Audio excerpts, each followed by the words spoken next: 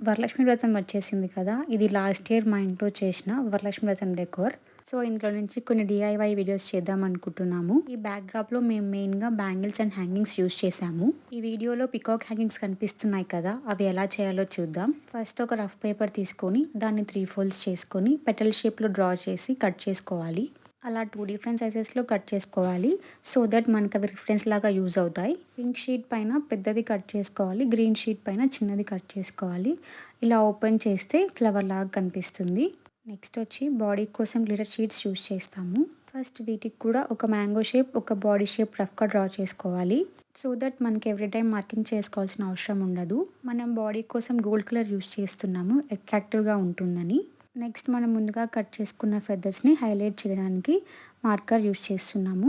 Next ఇక్కడున్న cardboard pieces ఏమో 3D effect రావడానికి యూజ్ చేస్తాము. నేను ఇక్కడ ఫెదర్స్‌ని స్టోన్స్ అండ్ మార్కర్స్ యూజ్ చేసి హైలైట్ చేస్తున్నాను. అలాగే మనం మ్యాంగో షేప్‌లో కట్ చేసుకున్న గ్లిటర్ షీట్ పైన కూడా పర్ల్‌ని స్టిక్ చేస్తున్నాను. సో దీనిని ముందుగా కట్ చేసుకొని పెట్టుకున్న గోల్డ్ కలర్ బాడీ మీద స్టిక్ చేసుకున్నాను. నేను ఇక్కడ పికాక్ ఐ కోసం స్టోన్‌ని యూజ్ చేశాను. నేను ఇక్కడ బాడీ మొత్తం అసెంబుల్ చేయడానికి గ్లూ గన్ యూజ్ చేశాను. ఇక్కడ నుంచి ప్రతి లేయర్‌కి ఒక కార్డ్‌బోర్డ్ పీస్ యూజ్ చేశాను. సో దట్ మనకి 3D ఎఫెక్ట్ వస్తుందని. ఫస్ట్ చిన్న లేయర్‌కి బాడీని అటాచ్ చేశాను.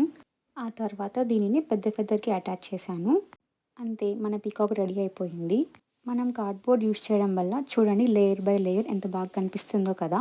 ఇప్పుడు ఈ పికాక్‌ని హ్యాంగ్ చేసుకోవడానికి మనం ఒక హ్యాంగింగ్‌ని రెడీ చేసుకోవాలి. ఇప్పుడు ఒక థ్రెడ్‌ని తీసుకొని యూ షేప్‌లో పెట్టుకొని కార్డ్‌బోర్డ్‌కి స్టిక్ చేసుకున్న తర్వాత దాన్ని పికాక్‌కి స్టిక్ చేసుకోవాలి. అంతే మన పికాక్ హ్యాంగింగ్ రెడీ అయిపోయింది. ఇంకా ఇలాంటి డెకరేషన్ డీఐవై వీడియోస్ కోసం మా ఛానల్‌ని లైక్, షేర్ అండ్ సబ్స్క్రైబ్ చేసుకోండి. Thank you.